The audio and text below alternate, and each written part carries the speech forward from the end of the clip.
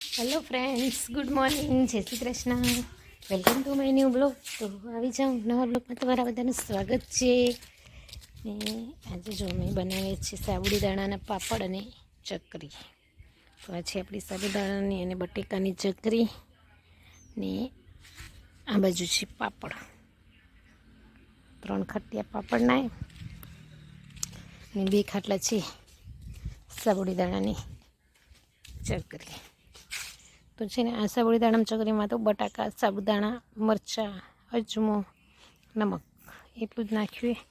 પાપડમાં છે મરી, મરચાં, અજમો, જીરું.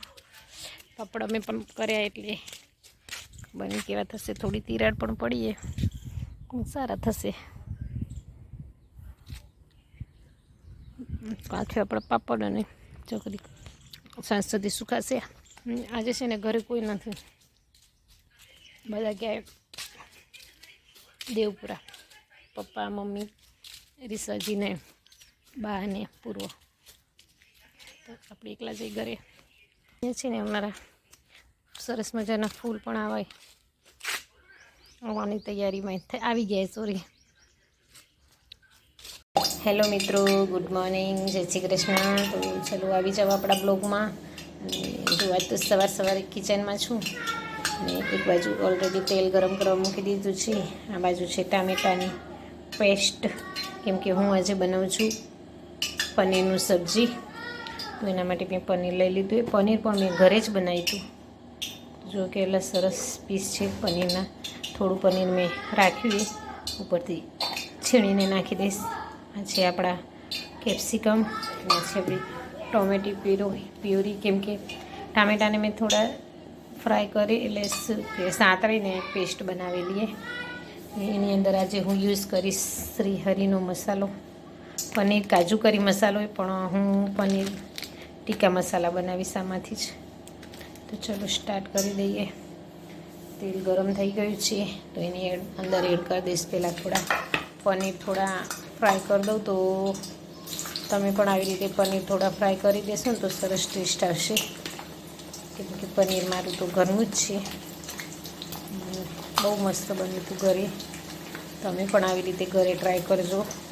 મેં શાયદ 1 લીટર દૂધમાંથી બનાવ્યું હતું, તો આટલું પનીર બન્યું છે. થોડું મારી જોડે બચ્યું, આટલું બચ્યું છે. મેં આટલું પનીર બનાવ્યું હતું. હવે આને હું ફ્રાય કરી દઈશ.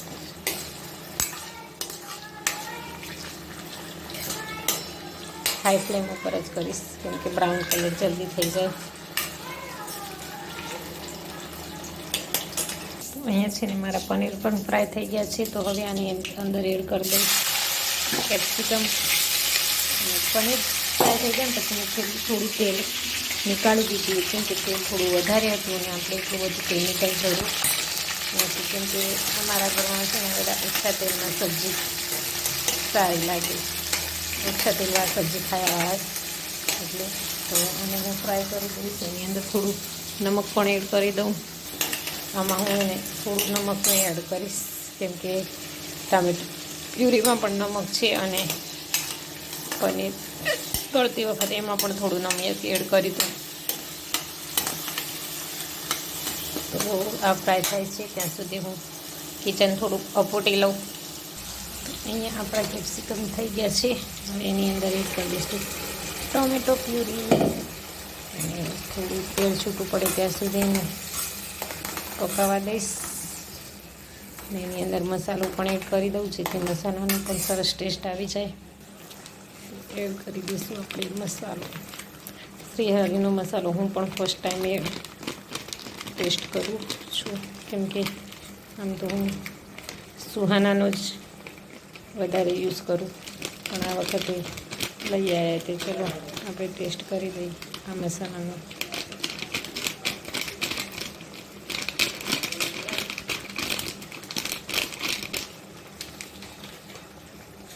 થોડું પાણી એડ કરી દઈશ.